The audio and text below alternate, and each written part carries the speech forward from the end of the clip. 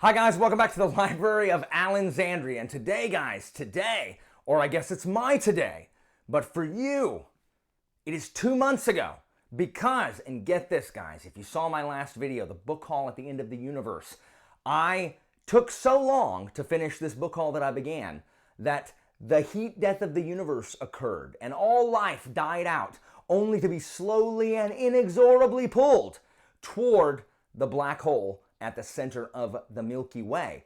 And so that's where I sat for an interminable amount of time until finally I was pulled in, along with all matter in the universe, through the black hole. Now, I know what you're saying. Alan, no, it's impossible. We've never been through a black hole. It's never been done. How is that possible? I'm here to tell you that I am the first person on the planet, I am the first person in the universe to ever go through a black hole and come out the other side. And I can tell you what is on the other side. If you go through a black hole, and this is a true story, you go back 6 weeks into the past. That's it. Like, we have all these theories about what's on the other side.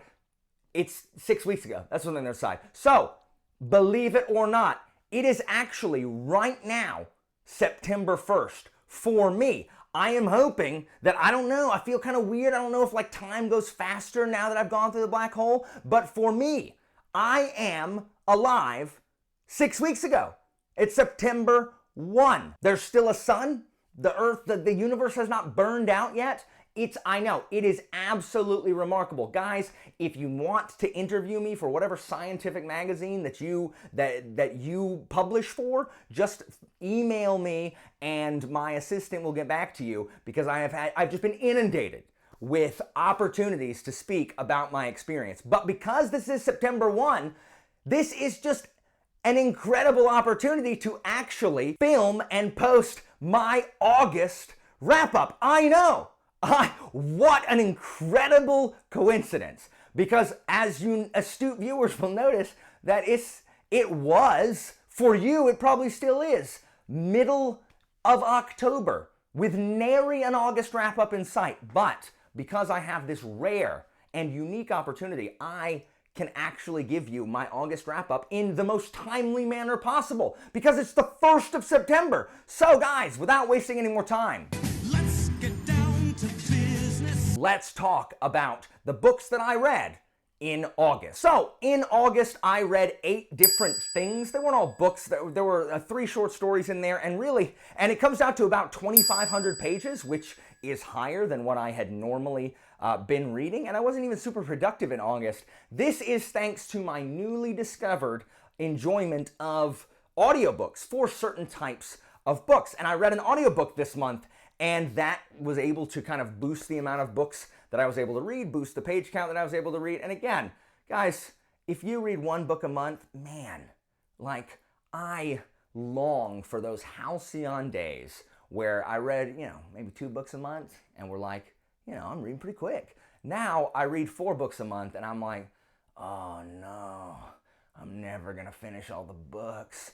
I am just going to be never ending the books that need to read. I actually learned this past week, I learned that there is actually a Japanese term, if you are not aware, for a pile of unread books. And it's actually called sundoku, which literally means books that have been piling up and not being read. Fun fact, if you have a video game pile that is similar, it's called sungemu. So, how many of us have sundoku? Friggin' everywhere. I'm never gonna make it through it. But, it is what it is. So it was a pretty good reading month where after a string of difficult months where I barely had nary a 5-star book to be found, this month returns the 5-star strumpet. I have 3 books that I gave 4 stars and 5 books / stories that I gave 5 stars. So, 5 5-stars, 3 4-stars. It was a good month. So as always, I'll work from the back all the way up to my favorite book of the month after I talk about, what I've been watching and if I've been playing anything, and I have, and it's terrible. It's like a freaking 1-star game. So anyway, so I'm gonna go ahead and start with the Greatcoat stories. So these are short stories, they go from like 20 to 40 pages. Sebastian de Castell, last year during the pandemic, wrote just a series of short stories set in the Greatcoats universe. And so the first one of these is called Dance of the Chamberlain, and it is a story about a new Greatcoat that we hadn't seen before named Estevar Boros, who is kind of the supernatural investigator of the Greatcoats. He goes around when he hears about, oh, there's a ghost haunting my thing, or there's a spirit possessing my kid, or whatever. And he goes around and he looks for kind of the actual reason behind it, because it rarely is, it's rarely supernatural, though sometimes there can be some influence of that. Magic does exist in Tristia, though we saw it used very rarely in the Greatcoat series. And Estevar Boros is just a really interesting character. He is paunchy and he doesn't talk very much. He just listens and kind of takes it all in, which is the opposite of frickin' Falchio, who just runs his mouth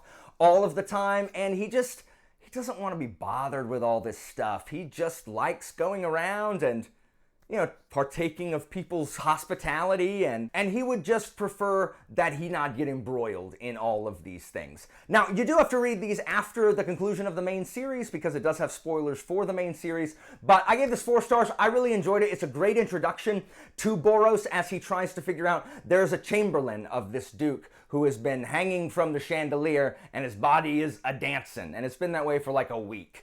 And he died a week ago at some banquet that the Duke had, and they're trying to figure out why he's there. And it's one of these closed location mysteries where there were 5 people who saw it happen, and it's one of them, and he's got to figure out which one it is. And it's even got that stuff at the end, the mystery well, like, it wasn't you. Like, the evidence here says that it might be you, but I know it's not you because of this reason. You couldn't have done it, type thing. And so it's like a mystery book. And so I really enjoyed this story, and most of all, just being pulled back into Tristia. My next 4-star read was another novella, and this one is by my arch nemesis, the Pasha of Powder Mage, Brian McClellan. And this is his second novella after Siege of Tilpur, which I did not enjoy, as you know. This is called Foresworn, and it is good that we have created a treaty, a DMZ, a demilitarized zone, where I really enjoyed this second novella. It is significantly longer than Tilpur. It's actually a novella instead of kind of like a short story. And this is about a 20-something Erica who eventually becomes Tomas's wife and Taniel's mother. She is a noble woman from Kez who eventually makes her way over to Adro, and we see kind of how that happens. And it's actually quite good. The female characters, there are actually 3 main characters, are all girls in this one. And he does it much better in Foresworn than in Promise of Blood. Erica is, interesting, and she's funny, and she has agency. She is a powder mage, but she cannot use it, even though she sneaks it. The reason it's called Foresworn is usually the powder mages are taken off and they are executed if you develop those abilities, but you're a commoner. But since Erica is a noble, she is what is called the Foresworn, meaning because she is, better than you, she swears that she'll never use the magic. And so that's what Foresworn means. She has forsworn the use of the powder mage magic. Now, of course, she freaking uses it, even though she shouldn't. And it also deals with her, guardian, her huntress, her hunting master, who teaches her how to hunt and kind of fight and ride and all that kind of stuff. And then they also find this runaway girl, this common girl, who was also a powder mage, who is fleeing from the authorities. We also see Duke Nikolai from Promise of Blood, and he's way more interesting in this one than he is in Promise of Blood. In Promise of Blood, he's just... he falls in the water like, oh, he's dumb in Promise of Blood. I did not enjoy his portrayal. He is more interesting here, though still kind of a snidely whiplash, like, yeah, you won't escape, Erica of Kez. He's still more interesting in this one. And I just thought it was good. It shows us more. We get more of that world building. We see more about Kez, because Kez is barely mentioned in Promise of Blood other than they're coming after Adro. That's really kind of it. So we do get to see this. We do get to see more of Taniel's mom, who is not in Promise of Blood. And so I just, like, this was really delightful. I actually really enjoyed this. So I'm hoping that Servant of the Crown, this next novella that I'm going to read, will be as good as Foresworn. My next 4-star read is Bouphe the Diabolic by S.J. Kincaid. I have a review of this up here if you haven't seen it. It's pretty non-spoiler. I really liked this book. This is a YA science fiction novel about, a far future where Earth kind of, Earth is gone, really. And all of, like, the science and technology, it was all stored in databases, and a solar flare just kind of erased all of it, most of it. So only a few people know how to build more ships or have space travel or all the scientific technology and advancements that we had prior. And Diabolics are these, like, kind of android cyborg clones, things that are bred. They're mostly human, but also robots that they bond with one person, and these patricians, because it's all very Roman. It's like kind of, it's I, Claudius in space. It's all very Roman Senate, Galactic Senate type thing. And the patrician families have these bodyguards called the Diabolics that were bred and are, like, they bond with one host, and their only thing is to protect that host from threat. And so this was pretty good. It was YA, so I expected very little, but the first half of this book was superb. I just tore through it. And then about the second half, the plot changes a little bit, and it becomes it leans more heavily on those kind of YA tropes and, some romance stuff that wasn't present in the first half. And it kind of loses its way, and stuff gets wrapped up really fast. It was originally supposed to be a standalone, even though now it's a trilogy, and it shows. But I did enjoy it. The second half was 3 stars, the first half 5 stars, so it equals out to a 4. I really did enjoy it, and I hope to continue. It's not high priority, but I do wish to see how it ends, because, like I said, there are some unexpected things that occur. Even though it does lean heavily on those tropes, there are still some pretty interesting characters. It asks some interesting things, like, the same kind of interesting things when anybody's talking about constructs, like, are constructs real? At what point do you become sentient with a soul, become a person, have your own agency, that kind of thing. So I really enjoyed that. This, again, was a book that I had to read with the TBR swap with Leanna, which our videos where we talk about the books that we read, even though it was back in July, is coming soon as well. So I actually enjoyed The Diabolic. If you want to know more of my thoughts, you can check it out there in that video. Now, my first 5-star read was another short story by Sebastian de Castell called The Fox and the Bowman. This is actually not set in the Greatcoats universe, but instead is a kind of historical story that is about the Battle of Agincourt, where the longbow kind of changed the course of human history, because it just allowed things to be done in warfare that couldn't be done prior. And it's kind of this travel through history thing. How surreal is it? Is the guy talking to him, like, real, or is he a wizard or the devil or whatever? Anyway, but it is a really cool story through, you get to see a bunch of historical periods, and it is, it's gripping with action, and it's funny in places. It's just that standard de Castell writing. My next 5-star read is the final de Castell story that I read, which is Memories of Flame. This is another Estevar Boros tale. It is much shorter. It's kind of like a short story about this kid who is staring into flame, and apparently he is there because he's heard that this kid has the ability to control flame, and there was, like, an accident, and so he's investigating. Did this kid actually do it? Is there more at place? Like, what's going on? And this was kind of like a really spooky, hauntingly sweet and disturbing story. I really like this one, and it's only like 12 pages or so, but I really enjoyed this second glance at Greatcoat Estevar Boros, who is the King's Crucible. My first 5-star book, of course, is Bouphe, Thud by Terry Pratchett. This is book 7 of the City Watch, and man, I love the City Watch. And I did not enjoy this book really at all the first time I read it, like 20 years ago or 15 years ago, and I enjoyed it much more on this read-through. I'm gonna have a full review for my full thoughts of this, but overall, this is the weakest of the Guards books, of the Watch books for me, except maybe Jingo. Jingo is sort of near the bottom. as well for me. So this and Jingo are kind of like vying for the bottom, but even the bottom of the watch is you know, it's still like good stuff. And the reason for that is it just feels like a lot of retread. In this book, we get the deep dwarves again, which we dealt with in The Fifth Elephant. We get the dwarves and the trolls about to go to war, which we got in Men-at-Arms. It just feels very familiar, like we've done this before. Now, it does go in different ways, and it wraps things up in a more absolute way than any of those other books did, but it just didn't have the pull that these other ones did. I cared significantly less about the plot than I did about Vimes himself. The best parts of this book, hands down, is Vimes' relationship with his son, young Sam.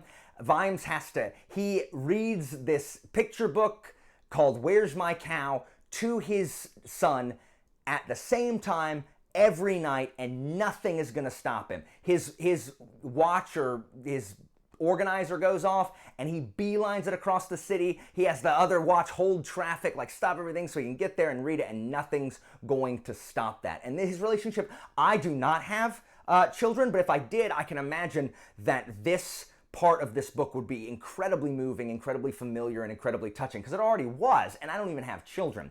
And this also deals a lot with Vimes' rage. We have explored the anger that's simmering in Vimes before, especially in the previous book, Night Watch, which is it's just phenomenal. That's another thing that Thud has against it, is it comes right off of Night Watch, which is just phenomenal. But Vimes talks about the beast that is inside him, and the difference between him and Carcer in Night Watch is the fact that he doesn't let the beast out. He can't. He's the police. He has to keep the beast inside. Where people like Carcer just let it go and it runs chaos and whatever. So we see more of the beast and just that rage that Vimes has that he has to keep control of, because he doesn't understand why he's breaking these freaking laws. He doesn't understand why everybody's always needing something from him. He doesn't understand why people are killing each other, and he just wants to be done with it and just pummel some perps into submission, or throw a culprit, off a building, or he just wants to be done with it. Like, he just wants to take the matter into his own hands and unleash his rage. And so again, we explored that a little bit in Night Watch as well, but the exploration we get here and the things we learn about Vimes and his internal way of thinking is just really, really good. So 5 stars definitely, even though it is, in my opinion, one of the weaker watch books. Next, my next 5-star book is Wasp Empire of Black and Gold by Adrian Tchaikovsky, book 1 of the Shadow of the App series. So we started reading this month for the August of the App read-along, and man, it is everything that I didn't know I wanted in a fantasy book wrapped up into one. It's got that flintlock aesthetic and tech. It's got artificers. It has military fantasy, complex characters with interesting motivations, a plot that doesn't go every single place that you predict it, prose that is not super workhorse, but also not super fancy. With a pacing that just kind of flies. It is fantastic. I have a full review of it there. We have a spoiler and non-spoiler discussion I'll put here as well of the first book. Joe and Dom and Christy joined me for that discussion. Guys, I loved this book. Just really quickly, it is a military fantasy for sure. The Wasp Empire, which is kind of like the Romans, has invaded the lowlands, and this Beetle Kindon guy named Stenwold Maker is trying to unite the lowlands against the advance of the Wasp Empire. Now, these aren't bugs. They're not bug people, but they evolved alongside insects, and so they kind of have some characteristics, both physically and magic-wise, of their insect ancestors. Like the mantises have bone spur blades on their wrists, and the moths can cast magic and see in the dark, and the beetles are really sturdy and can stick to hang on to walls or the undersides of things, and they're the tinkers. The ants all communicate through a hive mind. It's really, really interesting. But they are humans. They just are insect kind of like. So there aren't really any bugs in it, but it is just excellent. Just a really interesting story with really great flawed characters, and it says a lot about imperialism and and race and, you know, the old ways versus the new ways. It is just 5 stars. 5 stars. I loved it so much. So as far as what I've been reading or watching and playing, I have not been watching a ton of TV. It is a super busy time. It's just ridiculous. Like, it's absolute madness in that school. Like, it doesn't matter what I do to try to make my work less work. It's just like I've taken every shortcut that I can take without compromising the quality of instruction, and it still doesn't matter. Like, still doesn't matter. I still got freaking crap to do all the bloody time. And then, you know, my best friend Finn came back into town, which is awesome, but, you know, the death of productivity, really. And so when something gets cut, it is definitely watching things. So I've been watching, while editing, like reruns of the Golden Girls, because, like, I love the Golden Girls.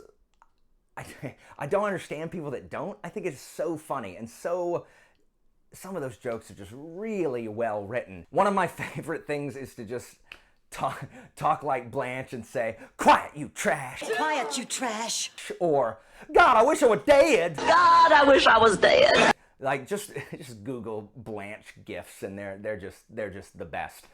Fun fact, if you did not know, Sophia was actually the youngest of the Golden Girls, and they had to spend a ton of time in makeup.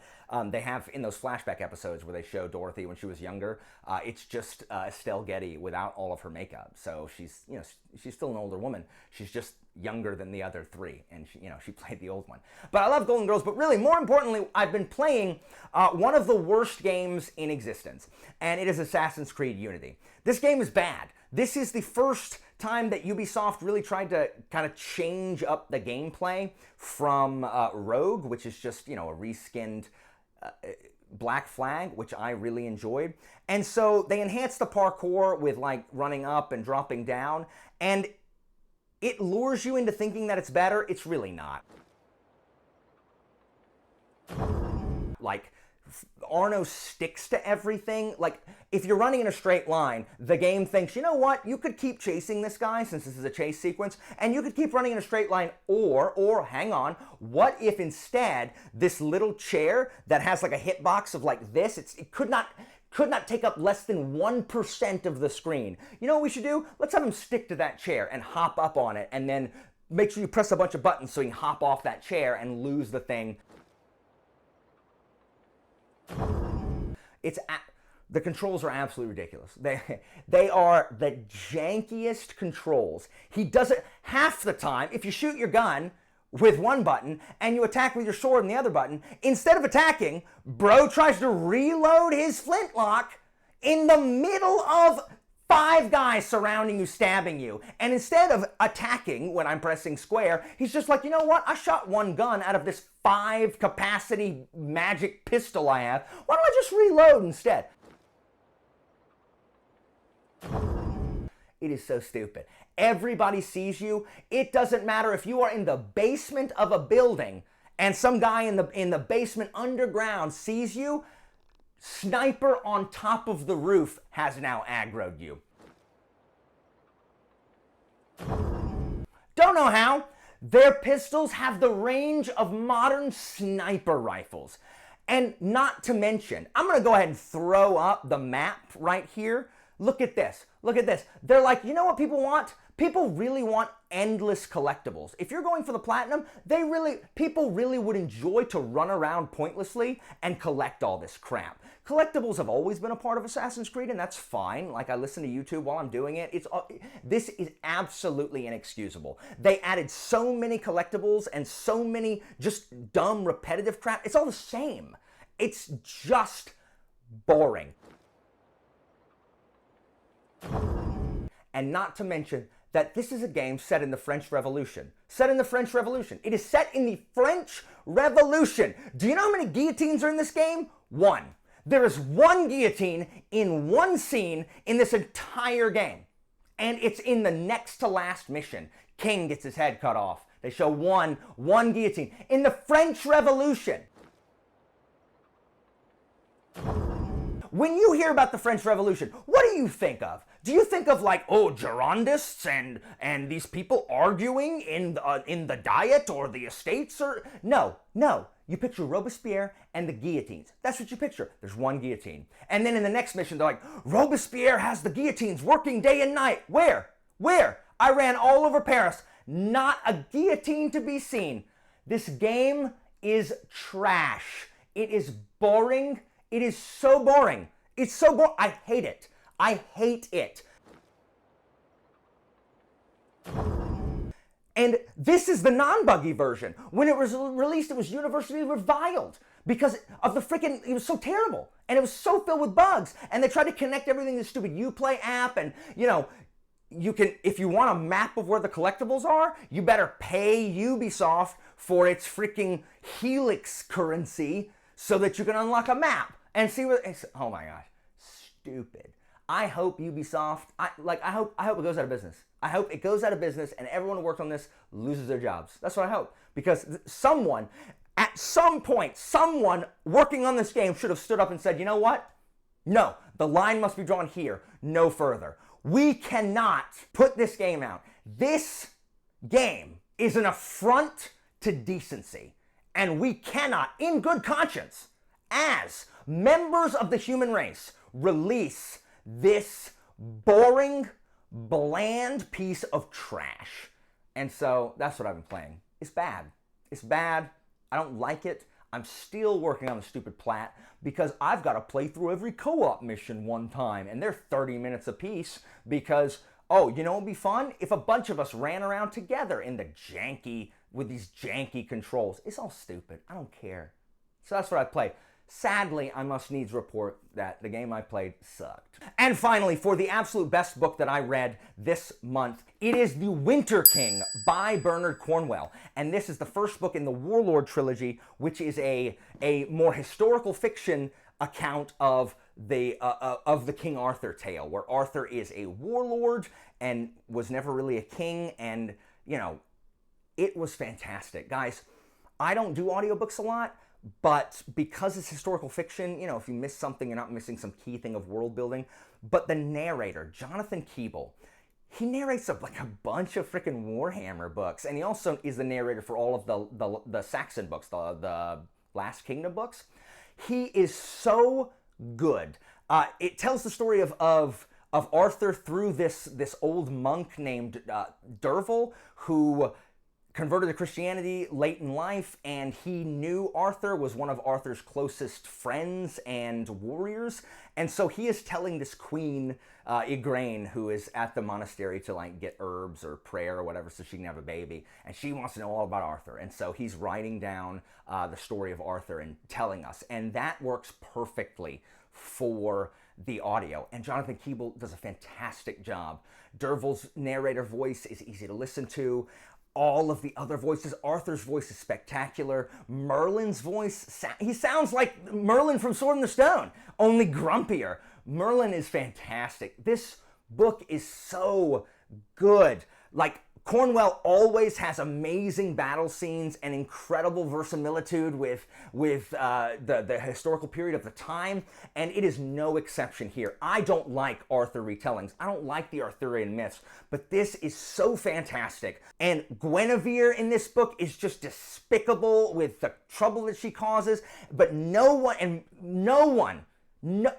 one of the worst characters of all time, Lancelot, is in this book, and he is just completely despicable and infuriating and enraging, and you hate every bit of him. And I have rarely been so angry when dealing with a character than I was listening about Lancelot. He's absolutely despicable. And then I try to tell, you know, my friends in the Discord, try to tell Charmaine Lancelot sucks, and all she can say is the attractive Lancelot from the Merlin show where they're young. He's like, oh, hey, how you doing? No, that guy sucks. The real Lancelot sucks, as is evidenced. I'm gonna have a series review since it's hard to take notes when listening to audio. And I just kind of finished all of them very quickly. So I'm going to have a whole series review of the Warlord Chronicles where I'll go more in depth. But suffice it to say that this is the best version of the Arthur tale that I have read or seen really in any media. And I actually think that this book would be better listened to than written, because there's tons of Welsh pronunciations that you don't know how to pronounce. First of all, the main character's name is Dervil, but it's spelled Durful. Especially part one of this first book is like really slow because it's a lot of setup, but I never felt it was slow at all just listening to it. So if you have an Audible account, I strongly suggest that you pick up the audiobook of The Winter King. So guys, that is it for me for my August wrap-up. I'm hoping that eventually time will right itself and I will catch up to those of you in my future. I'm not even going to bother asking what your favorite thing you read in August was, because for you it was a while ago. But so tell me, do you watch The Golden Girls? And if so, who is your favorite Golden Girl? And as a follow-up, which Golden Girl are you most like? So guys, as always, information about my Patreon and Discord is down in the description, and I'll see you next time, guys.